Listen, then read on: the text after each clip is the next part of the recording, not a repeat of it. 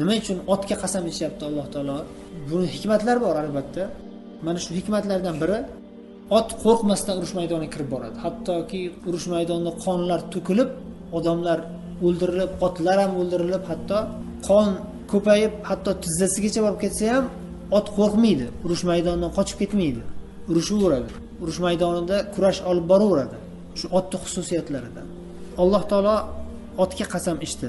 Oyatda mana bu yerda val adiyati dabhan deb turib, mana shu oyatlarda otga qasam ichganda Alloh taolo yana bir muhim nuqtaga ishora qilyapti. Otga qasam ichganda Alloh taolo yana bir muhim nuqtaga ishora qilyapti. Otning ajoyibotini qarangki, ana shu otning egasi shu otga yaxshilik qiladi. Shu otni tarbiyalaydi. Taomlarni berib, mashqlarni qildirib, kuchli ot qiladi. Keyin urushga olib borganda shunday dahshatli joylarda ham, shunday og'ir, qiyin mashaqqatlarda ham, qo'rqinchli joylarda ham osiylik qilmaydi egasiga. Urush maydoniga kir deganda kirib boradi. To'la itoat qiladi. Mana hozir aytdik-ku, qonlar to'kilib, tizzalarigacha chiqib ketsa ham qo'rqmasdan jang qiladi. Nima uchun? Shu xo'jayini, shu otni shunday tarbiyalab, shuncha yaxshiliklarni qilgani uchun shu xo'jayiniga itoat qiladi. Shu hayvon bo'lib turib, shu ot bir hayvon bo'lib turib, o'ziga yaxshilik qilgan o'sha xo'jayiniga itoat qilyapti.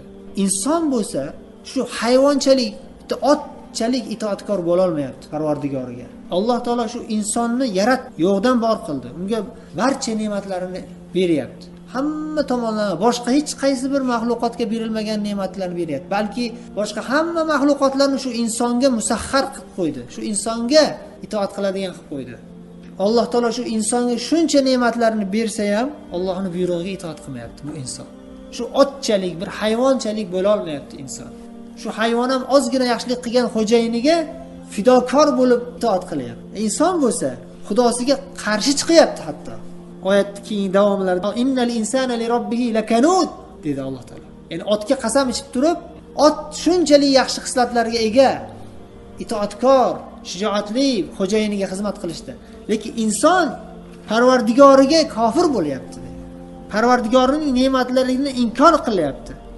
Yana shuncha osiylik qilib, Parvardigoriga itoatsizlik qilib, kofirlik qilib, yana nima deydi? Va innahu li hubbil khayri lashadid.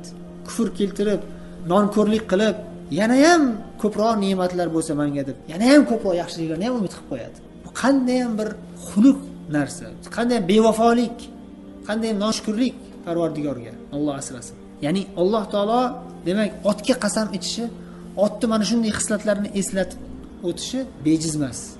Ey inson, ko'zingni och. Shu otdan bo'lsa ham ibrat ol.